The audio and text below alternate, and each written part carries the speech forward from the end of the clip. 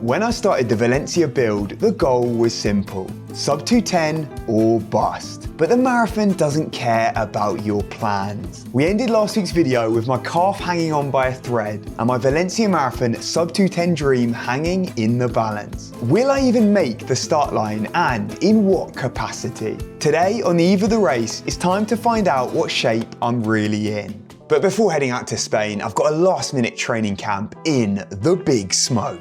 So I actually haven't been home since launching the Ran to Japan channel. It's crazy. I've been to Australia, I've been Copenhagen, but I still haven't been back to the UK. And now, finally, a year and a half later, I'm making the long-awaited return. The King's back. Fear not, the throne will be safe once again. I'm about to hop on this flight. I've got an absolute monster ahead. Something like, what, 14 hours, I think, direct? But yeah, this is literally my worst nightmare. Sat still, can't move, not enough food for 14 hours straight. So this is gonna be harder than the race itself. I can get through this and I can get through Valencia Marathon. So I had to dig deep and go to hell and back. But in the end, I managed to survive the flight and complete the full circle journey as I ran from Japan. But I was welcomed back by a surprising sight. Okay, so I've just got home to a creation here. We've got a bowl of soybeans. These are gonna become natto, right? My Japanese fans are gonna love this. Oh yeah? From Japan, you see? What's this stuff? This is, you add in powder as well. There's more. So my brother overdid the powder. Add them to the soybeans, and then we're gonna have a natto business from home. Industrial quantities of soybeans. Oh my god. One there, 2.5 kilos. The rest of it down here. So Dad always goes through phases of buying industrial quantities of random stuff. It seems like now. So random? Seems like now is the natto time. Because that's one of the biggest things I was thinking I'm going to miss. It was going to be the natto and the raw eggs. But I guess natto is going to be covered now. And you're saying we can eat raw eggs? Yeah, you're right. It's fine. Alright, so I can have my tamago kake gohan, like rice mixed with raw egg, natto on top. I've basically got my Japanese breakfast sorted. So this is serious business, and we'll check back in later with how those slimy beans are getting on. Well, what do we have here? This spot right here has monumental significance in the Ran to Japan channel. It is in fact the birthplace of RTJ. This will be the true test of the OGs. If you remember the first ever video I made, the first clip from that was filmed right here.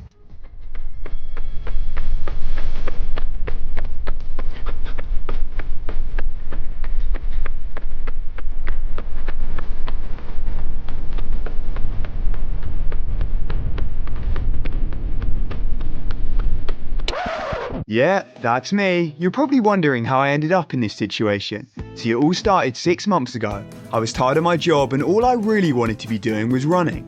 That's my real passion, but I'd suffered a major injury and was still recovering from the surgery.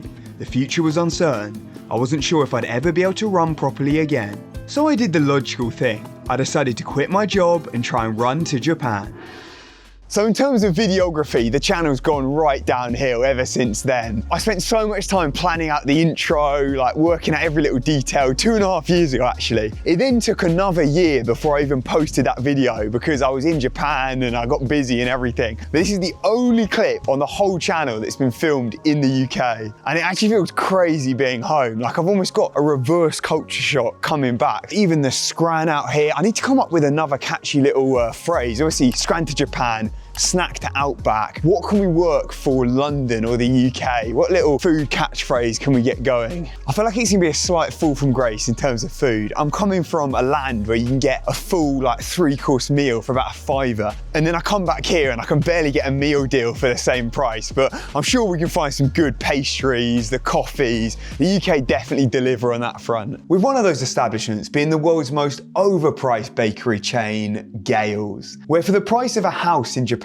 you could get a couple pastries. And while you have to take out a mortgage just to afford a brekkie trip over here, I hate to admit it, the scran is bloody good. And we couldn't resist sampling the latest Christmas bun special. Let's give it a go.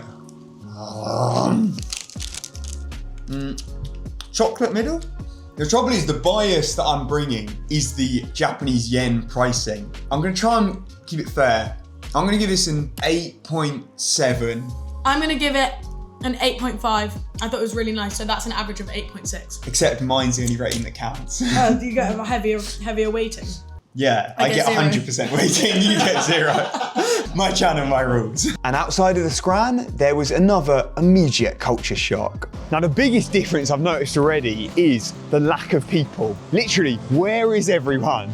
I'm used to absolute swarms, like the crowds having to pull out the side step, duck and weave, just navigating the streets. But on my run this morning, it was dead quiet. I think I started at 6 a.m, no one was out, it was pitch black as well. By like 8 o'clock, it's still pretty much pitch black and the streets are empty, so that's completely different out here. Very nice though for running. I'm enjoying all this space, like the green areas, plenty of parks around here up in North London, but I never thought that London would feel like this little village, this kind of dead countryside vibe compared to Tokyo. I think I'm just so used to that now. And speaking of running around here, I've got some competition for that local legend status. Why don't you put me in the clip? Put me, just got back from a run. Wait, do you remember the last time you featured in a video? Yeah, I was like, I was like, what are you bringing to the table? Jake asked me what I'm bringing to the table. I think the only thing I bring to the table is vibes and positive energy. No, this is so bad. I don't know what to say.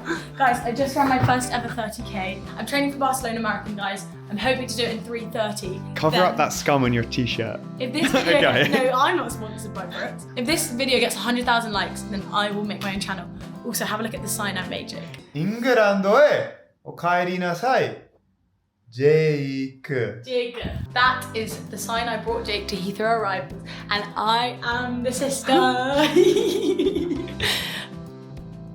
Wait, cut that bit. Cut that, seriously. You know, I'm just gonna cut this in a way that makes you look so It's neaky. gonna be like you talking normally and then you just bouncing around. Yeah. Don't put swearing. I can't do swearing. Oh my god, you just lost her It will ruin job. my career. Seriously, You've just been exposed. Because I work with kids. Oh, she's a pedo. seriously. Now, hold up. Did someone say natto update time? All right, natto update. 24 hours later, and we're now in the cooking stage. They have expanded a lot. Masses. We've got weeks worth of natto right here. Wow, I think you start a natto business. Like, that's enough to feed half of Japan. You had 2 of these sachets, then I think we mix it in. This is great for all the people following along at home and making their own.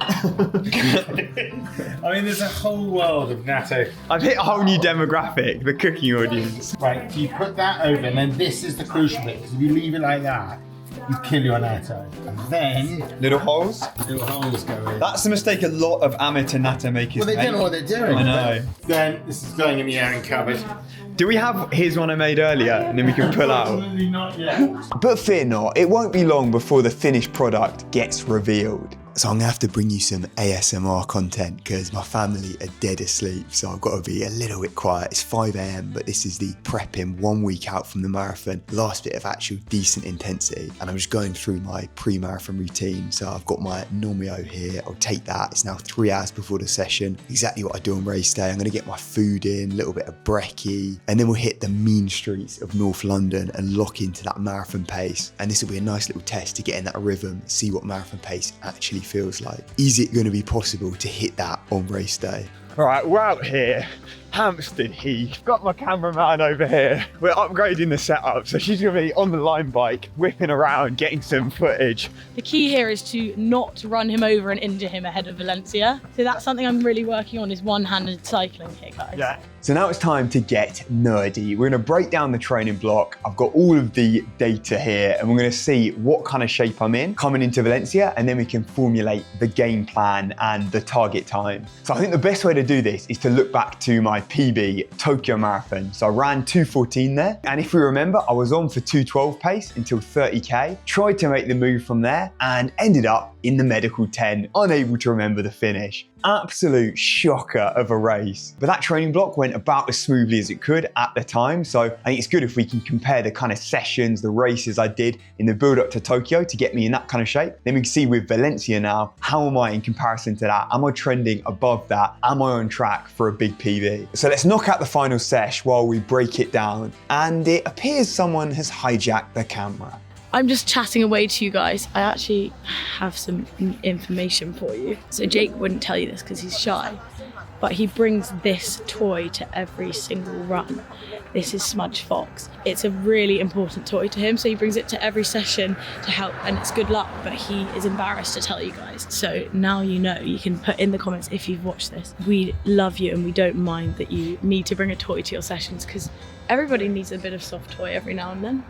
Some diabolical banter from the cameraman. So to start things off, we've got to go for the most important thing. We've got to look at the mileage figures. What Ks were we knocking out? So for the 12 weeks leading up to Tokyo Marathon, I averaged 209K or 130 miles. But you've got to remember with that, I was coming off the back of anemia, so I was really careful. I had to keep the mileage with some pathetically low numbers. Pretty much I was training like a sprinter. You see, only hitting, those 209K weeks on average. And I was definitely very conservative, so I was trying to bring the iron up there and didn't want to overdo it with the mileage. But now I knew that I was in a little bit of a safer position. So coming to Valencia, absolutely annihilated it in the mileage department, with that 12-week average being 251K or 156 miles. And actually there was a fair few low weeks in there that really brought it down, but it was most of the time well over 260, 270. So in the mileage department, clearly the Valencia training block takes the edge. But now we've got to look at the actual sessions. And what I've basically done here is broken down the training and the races into some different categories. So we'll go up the distances, starting with the speed factor. So the best session that I did in the build up to Tokyo for speed wise was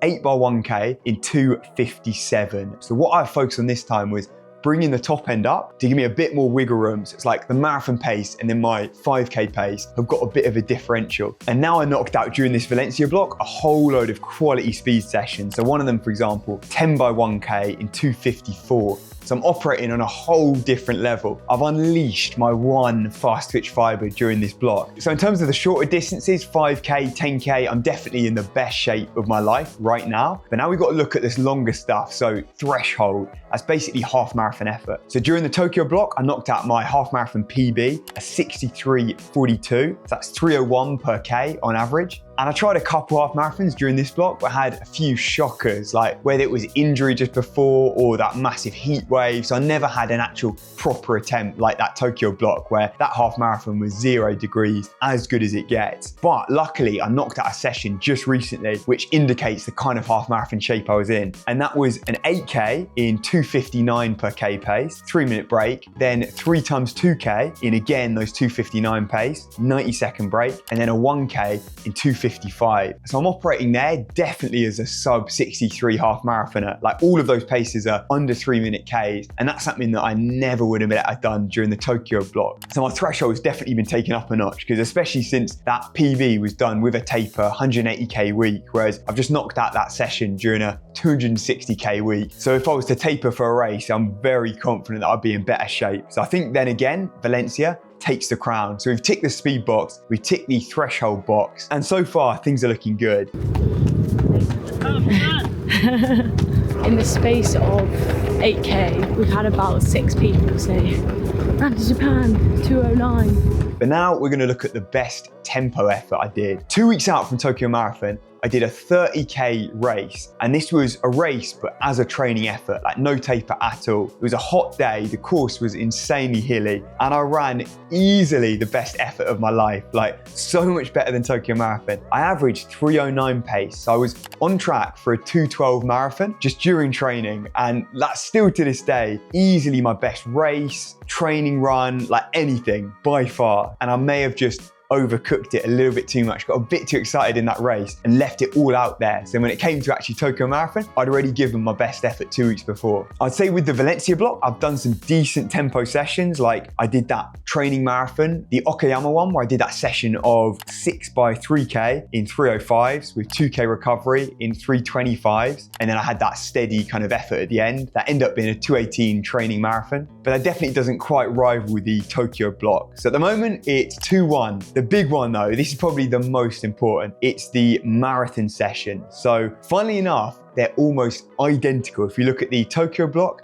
and the Valencia block. With the Tokyo one, I did it with training partners around Yogi Park, and that was just on GPS, so it's obviously a bit generous, like you're gonna run a bit further in a race. But I did 30K in 3:18s and then cut down the last 12K in 3:05s to actually knock out the second quickest marathon of my life at 2:16, just in training. And then if we look recently at the Kanazawa Marathon, I did the exact same thing, 30K at 3:18s, and then that last 12K, slightly slower, 3:08 pace, but gave me a 2:17 marathon. But if we look at GPS, it would have been a 2:16. So in terms of that peak marathon session, very, very similar. All right, enough with the nerdy chat. What do all those numbers actually mean? What shape am I in? Well, clearly the top end, the speed, and also the threshold is in the best place now. And then those marathon sessions are at least on par. So without a question, I'm currently in the best shape of my life, better than I was before Tokyo Marathon. Now, Tokyo Marathon, I'd say on a good day with good weather, I was in about 2:12 marathon shape, at least. That's being conservative. Look at the sessions that I was able to knock out. Now, obviously, I've been tracking the weather for Valencia, and it's fair to say it's not looking ideal. So at the moment, we've got the race start time looking at about 15 degrees, and then it gets up to maybe 17 and sunny towards the end. So it's a long way off my ideal, but it's still a little bit cooler than Tokyo Marathon. And I've got the benefit this time having trained in some very hot weather towards the start of the block, and I've been doing that sauna training recently to try and get those little heat adaptations. But before I finally announce what I'll be targeting at the Valencia Marathon, it's time for the even bigger Natto reveal.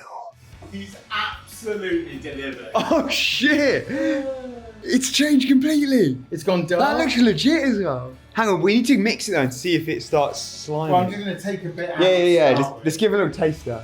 I'm not sure how sticky. It is a bit sticky. But I wonder when it needs longer. It's not quite there, is it? No, we've got it needs another 12 hours. At least. Give it another day. 6 months later. Let's have a look. Here we go. I think we're in business. Oh, it's like caramel. He's delivered. That is real natto right there. Proper natto. I mean, this isn't optimal. Oh my. That's the key. It's when you take your spoon away, you get the strings. That is unbelievable. We got there eventually. I'm like Nicholas Flamel. Okay. I'm going to live forever. So from the data we've looked at so far, it looks like that sub 210 dream could potentially be on the cards. But those training block highlights don't tell the full story. We need to take a look at the whole training block with the help of Kaizen here, who've supported me throughout. So a massive shout out to them. And all my training over these last couple months have been fed through their algorithms to come up with the prediction. And so 1 week out from race day, they've got me coming in at a 2:14. And actually, if we remember back like a month ago, I was already in the 210 range according to Kaizen. But it's been a pretty shaky final few weeks. And my training stats have taken a hit with the average distance dropping down to below that 240 kilometers a week. Whereas before it was well up over 260. But actually what's interesting with the Kaizen prediction, they have got me at a sub 63 half marathon and a 28 mid 10K. And I think with the kind of runner I am, I'm gonna be able to convert much better than your average runner, being the ultimate cart horse. So if I'm in a 62 something half marathon shape, then I'm very confident that I'll be able to knock out at least a sub 212 marathon. And you can check out your predictions on the app by hitting that link down below and using my code. So taking all of this into account when I'm coming up with the plan of attack, I've got to think as well, looking forward, what have I got coming up? Because I've actually got another marathon in February in Japan, which I'm using as a target race. And there I'll definitely be shooting for the sub 210 because there'll be a pace group, there'll be pacemakers going at that pace. Also, that time in Japan, it should be pretty cold, like ideally under 10, if not 0 degrees. And this Valencia marathon here isn't the end of the training block. In my head, this is the start of marathon season. So you've got this window where it's cool, and that's maybe from November through to about April. During that period, I'm trying to squeeze in a whole load of marathons because outside of that window, there's no chance I'm ever going to be at a PB. So I've lined up already, I've locked in a couple big ones, and Valencia is basically the start of that. So with each one, I'd hopefully be getting quicker and quicker as I pile on that training and just get into better shape. So I feel like whatever I run in Valencia, I'll be able to improve going forward. And that's kind of shaped my thinking and how I'm going to attack the race. So I completed it, managed to hit my target pace, which is going to be what I'm going to be going for in the marathon. So I guess I can reveal now the goal for Valencia, 3:08 per K.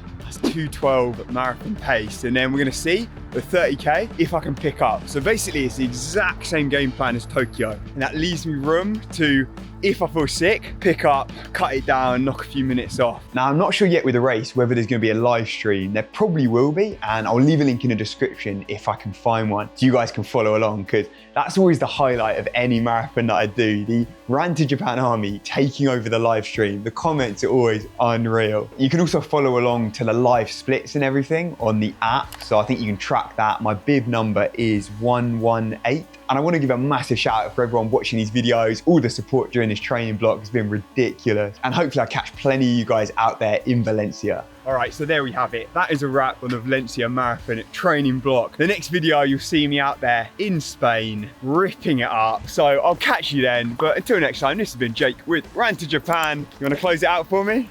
Train harder, not smarter.